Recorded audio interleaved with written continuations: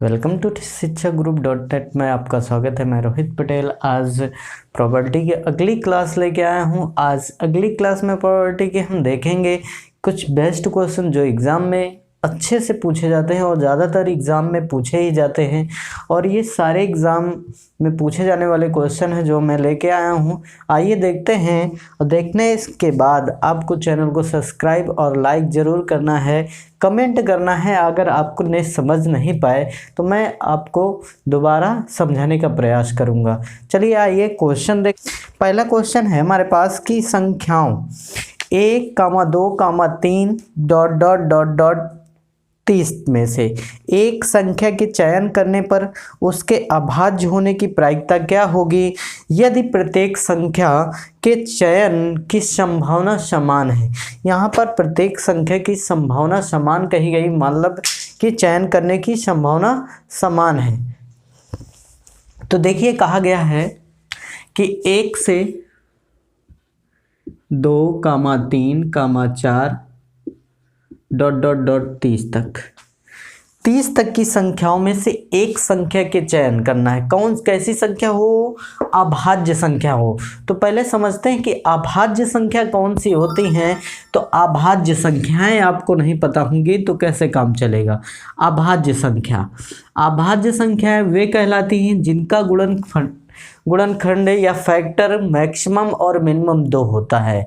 Maximum और minimum 2 गुणनखंड होंगे वो अभाज्य संख्याएं कहलाएंगी। ठीक ना, इतना याद रखना है। जैसे हम कहते हैं 5, 2, ठीक। अब इसमें से 3, ठीक। इस प्रकार से हम देखें तो इसके भी 2 गुणनखंड है। एक 5 है, 5 से डिवाइड हो जाएगा, और 1 इसका गुणनखंड है। इसी प्रकार हम देखें 2 और 1, 3, ऐसे 3, 1 हो गए। ये सारी अभाज्य संख्याएं कहलाएंगे। मतलब अभाज्य संख्याएं कौन सी होती हैं? जो जिनके फैक्टर मैक्सिमम और मिनिमम 2 ही होने चाहिए, ना 2 से कम ना 2 से ज़्यादा। कम से कम 2 ही गुणनखंड हो और 2 से अधिक भी ना हो। ठीक, ये याद रखेंगे कि अभाज्य संख्याएं वही कहलाएंगे जिनके मिनिमम और मैक्सिमम फैक्टर कितने 2 होने चाहिए। इतनी बात याद रखना है। तो अब 30 तक की गिनती में या काउंटिंग में देखें तो हमें कितनी अभाज्य संख्या मिलेंगी। ये तो टोटल ऑफ कुल घटनाएं हैं। ये देखें तो टोटल घटनाएं दिख रही हमें।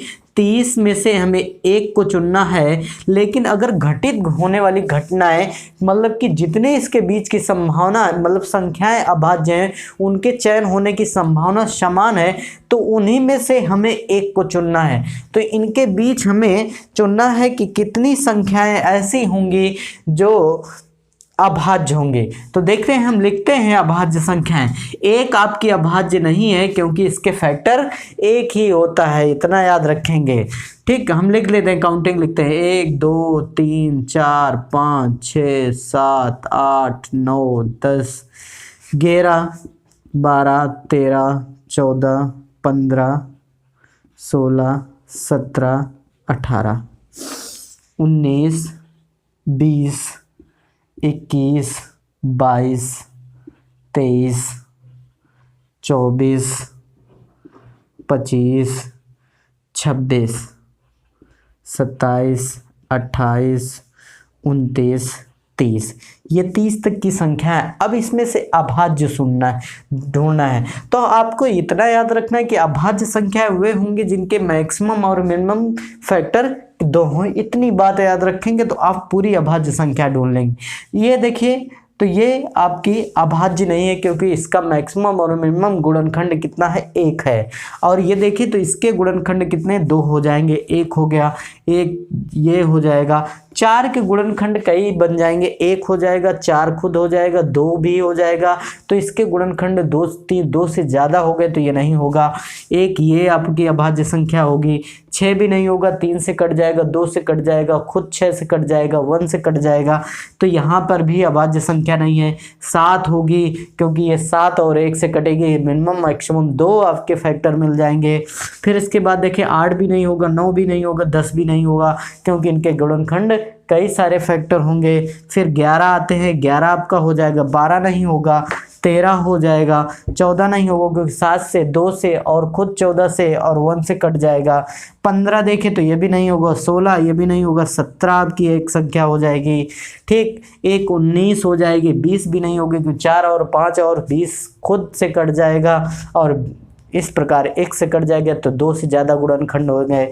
7 × 21 ये भी 3 और 7 से सबसे कट जाएगा। 11 दूनी 22 ये भी कट जाएगा। ठीक, 23 नहीं कटेगा, आपकी 2 ही गुणनखंड निकलेंगे। 2 कौन कौन से, 23 और 1, तो 2 मैक्सिमम मिनिमम 2 फैक्टर हो गए। 24 भी बेकार है, आपके कट जाएगा। 25, 26, 27, 28, 29 ऐसी संख्या मिलेगी जो अभाज्य होगी। इस प्रकार हमें इतनी संख्या मिली। 27 आपकी एक संख्या है जो किसी से नहीं कटती। 9 × 27 कट जाएगी, कट जाएगी, कट जाएगी। अब देख लेते हैं कितनी अभाज्य संख्या मिली। 1 2 3 4 5 6, 1 2 3 4 5 6 7 8 9 10। 10 संख्याएं ऐसी हैं आपकी जो अभाज्य हैं। 1 2 3 4 5 6 7 8 9 10। 10 संख्याएं मिली जो अभाज्य है। अब 10 में से हमें एक को चुनना है क्योंकि संभावना समान है प्रत्येक के चयन की, तो हम कहें 10 C1 हो जाएगा। अब जब 10 C1 होगा तो इसको तोड़ेंगे तो क्या आएगा, फैक्टोरियल 10/फैक्टोरियल 1 × 9। ठीक, फैक्टोरियल में अब फैक्टोरियल 30 होगा और नीचे फैक्टोरियल 1 और फैक्टोरियल 29 होगा।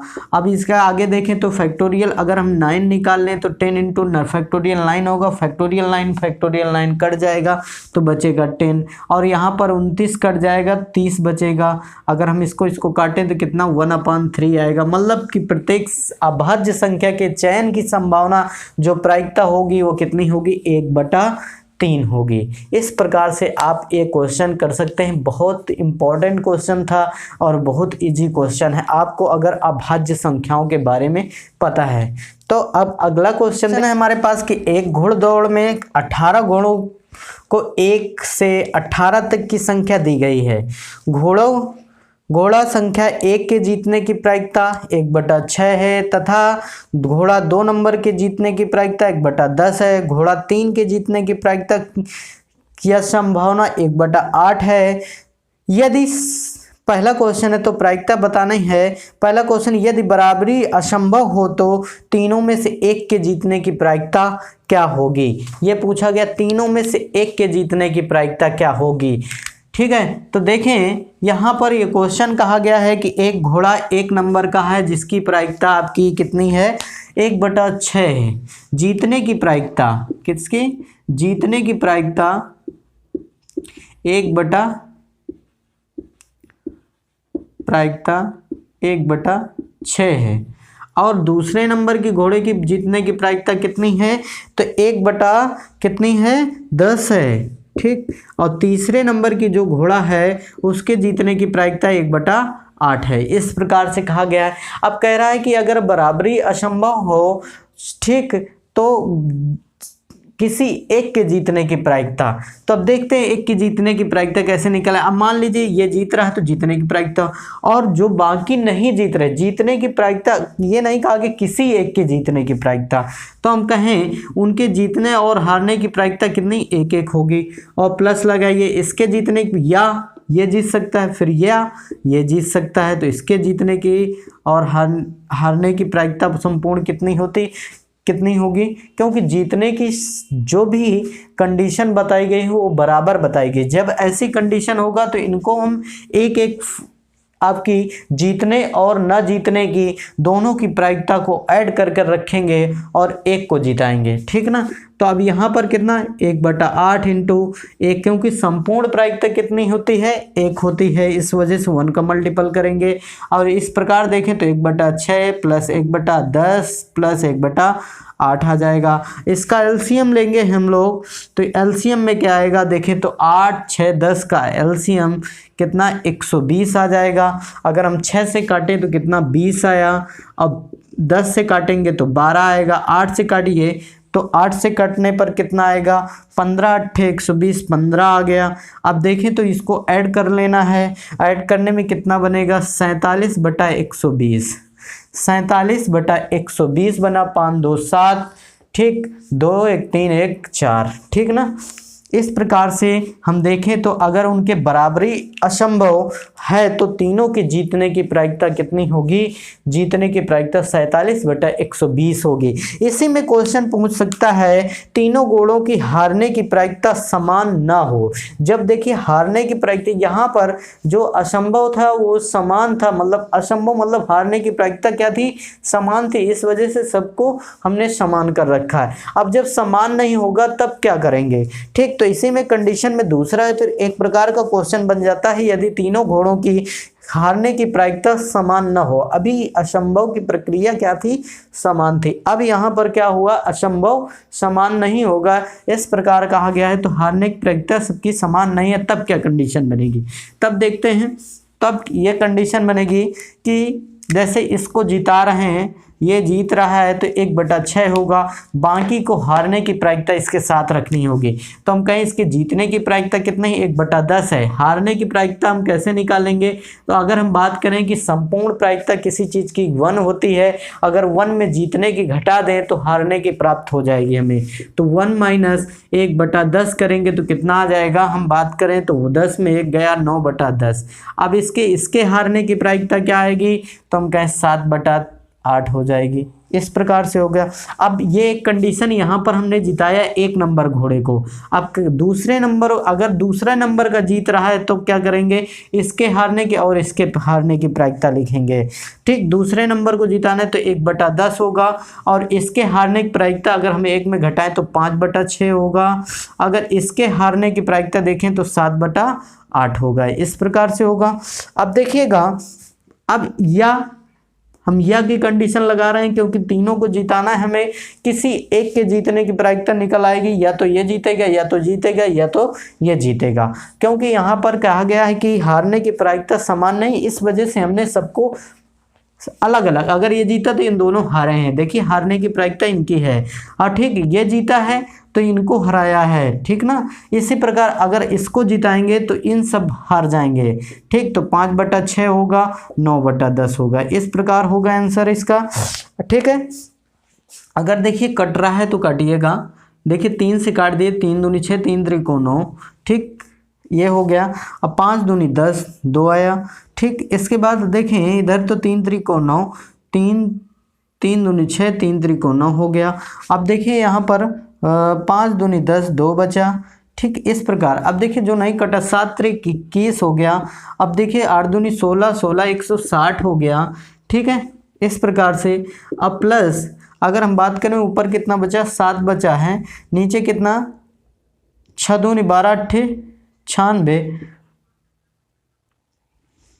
12 8 8 दूनी 16, 1 बचा, 8 1 9। ठीक, तो कितना? 12 8 96 प्लस अगर हम इसको देखें तो 8 दूनी 16 और ऊपर कितना? 3 ही बचा, 5 से ये कट गया, 3 बचा, 3 बचे कितना? 2 और 2, 8 दूनी 16 दूनी 32 हो गया। ठीक, अब इसको ऐड कर लेंगे तो क्या निकल आएगी? हमारे तीनों के जीतने की प्रायिकता होगी किसी को, तीनों में से एक कोई जीत रहा है, यहाँ पर तीनों में से कोई एक जीतेगा। ठीक है, और यहाँ पर जीतने जो हारने की प्रायिकता है वो समान नहीं है। तो जब समान की कंडीशन ना हो तब हम इस प्रकार करेंगे, और जब समान होगा तो उनके हम प्रायिकता जो एक को जिताएंगे, बाकी को संपूर्ण प्रायिकता रखेंगे, ना जीतने की ना हारने की। ठीक है, इस प्रकार से ये क्वेश्चन सॉल्व होगा। अगला क्वेश्चन देखते हैं। टॉम और डिक, दो व्यक्ति हैं टॉम और डिक, एक प्रतियोगिता में दौड़ रहे हैं। उनके जीतने की प्रायिकता 1/5 1/2 है। इस बात की प्रायिकता कितनी होगी? पहला क्वेश्चन है दोनों जीतने की प्रायिकता, या दोनों जीत सकते हैं उसकी प्रायिकता, दोनों में से कोई एक जीत सकता है उसकी प्रायिकता, उनमें से कोई नहीं जीतेगा उसकी प्रायिकता। अब देखेंगे तो हम कहें कि दोनों के जीतने की प्रायिकता, पहले तो हम निकालें कि डिक, एक डिक है एक टॉम है। टॉम लिखिए और डिक, ये दो व्यक्ति हैं, इनके जीतने की प्रायिकता कितनी कितनी है? 1/5 और 1/2 2 है, 1/5 और 1/2।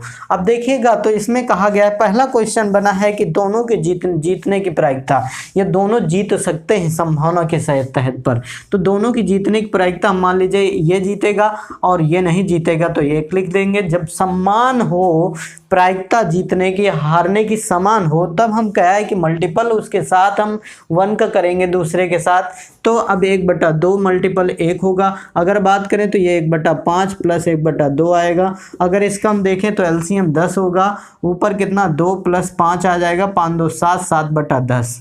इस प्रकार दोनों की जीतने की प्रायिकता हमारी ये निकल आई। पहला क्वेश्चन हल हुआ। अब दूसरा क्वेश्चन है कि दोनों में से कोई एक जीत सकता है। दूसरा कंडीशन बना दोनों में से कोई एक जीत सकता है, तो हम कह दें अगर पहला जीत रहा है तो दूसरा हारेगा, तो उसकी प्रायिकता कितना 1/2 होगी। 1 में माइनस करके निकालना है। अगर हम बात करें कि ये जीत रहा है तो 1/2 इंटू, अब ये इसके हारने की प्रायिकता क्या होगी 4/5। इस प्रकार करना है। तो अब देखिए इसका आंसर क्या आएगा, तो हम कहें कि 5 दूनी 10, 1/10 आ गया प्लस 4/10 आ गया।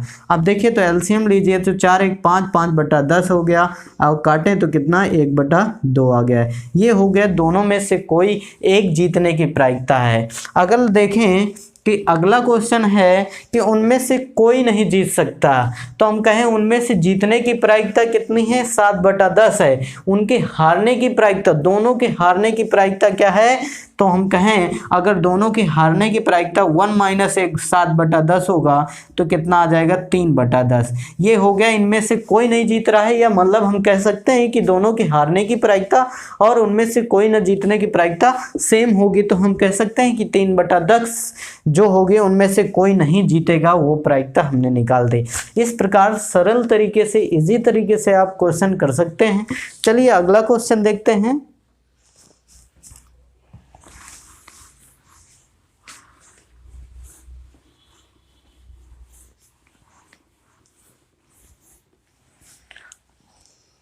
अगला क्वेश्चन है हमारे पास कि एक व्यक्ति के 35 वर्ष तक जीवित रहने की प्रायिकता 3/5 है और उसकी पत्नी इतने ही समय तक जीवित रहने की प्रायिकता 3/7 है, तो 35 वर्ष तक या 35 वर्ष के बाद इसकी प्रायिकता ज्ञात कीजिए। पहला क्वेश्चन है कि केवल पति जीवित रहे, दूसरा क्वेश्चन है केवल पत्नी जीवित रहे, 35 वर्ष के बाद की बात कर रहा है, या दोनों जीवित रहने की प्रायिकता, दोनों में से किसी के एक के जीवित होने की प्रायिकता। तो अब देखिएगा इसमें से कैसे करना है। पहला क्वेश्चन कहा गया है कि केवल पति जीवित रहे, ठीक, तो पहले हम ये जानेंगे कि किसके कितनी जीवित रहने की प्रायिकता है।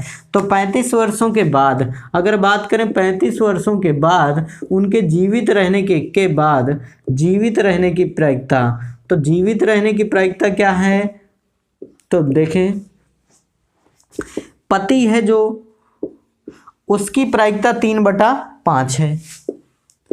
पत्नी जो है उसकी जीवित रहने की प्रायिकता क्या है 3/7 है, ठीक ना, याद रखेंगे 3/7 है। अब देखिए पहला क्वेश्चन कहा गया है कि दोनों में से केवल क्या पति जीवित रहे। पति जीवित रहेगा तो ये मृत्यु हो जाएगी इसकी, इसके मरने की प्रायिकता कितनी होगी 4/7 होगी, क्योंकि 1 में माइनस ये जीवित रहने की है, तो हम कहें कि किसी भी चीज़ की प्रायिकता 1 होती है। अगर 1 में हम जीवित रहने की निकालेंगे तो जीवित रहने की दिया है तो मरने की निकालेंगे तो घटा देंगे 1 में, तो 4/7 आ जाएगी।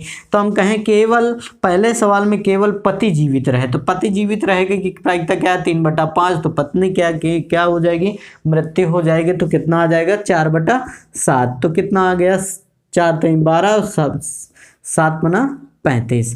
ये हो गई केवल पति जीवित रहे। अगला क्वेश्चन है कि केवल पत्नी जीवित रहे, तो 3/7 और इंटू क्या आ जाएगा 2/5। अगर हम बात करें 3 दूनी 6, 7 पना 35, ये हो गई केवल पत्नी जीवित रहे। अगर दोनों के जीवित रहने की प्रायिकता निकालनी है, तो दोनों की जीवित रहने की प्रायिकता क्या 3/5 प्लस 3/7 होगी। अगर हम बात करें 7 पना 35 और 7 3 21 प्लस क्या 5 3 15, इस प्रकार से, तो 5 1 6 और 2 1 3 और 35 36/35 आ गया इसका आंसर, ठीक ना, समझ गए। तो ये हो गई दोनों के जीवित रहने की प्रायिकता, इस प्रकार से निकालेंगे, ठीक, दोनों के जीवित रहने की प्रायिकता क्या आएगी?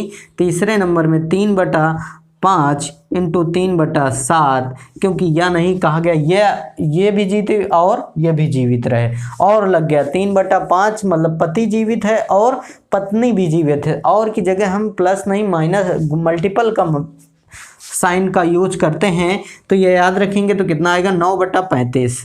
अब कहा गया है कि दोनों में से कोई एक जीवित रहे, दोनों में से कोई एक जीवित रहे, तो हम कहें पहले में कि पति जीवित है तो पत्नी की मृत्यु हो गई तो कितना? 4/7, या पत्नी जीवित है तो पति की मृत्यु हो गई तो कितना? 3/7 इंटू 2/5 ये आ जाएगा। अगर हम बात करें तो 4 3 12 7 बना 35 और प्लस 3 दूनी 6 7 बना 35। अब इसको जोड़ेंगे तो कितना? 35 और 12 6 18, ये हो गई दोनों में से कोई एक जीवित रहे। इस प्रकार से हम अच्छे से ये सारे क्वेश्चन कर सकते हैं और बहुत इजी क्वेश्चन होते हैं। आपको प्रायिकता में सारी चीज़ें मैंने बताई है, कोई बात नहीं छोड़ी, और अगले क्वेश्चन के अगले टॉपिक के लिए आप इंतज़ार करें, इसी में कुछ हम बेहतरीन और लाएंगे, और इसलिए कर लीजिए चैनल को सब्सक्राइब ताकि हमारा वीडियो आप तक तुरंत पहुँचे और आप शिक्षा का अनुभव ले सकें।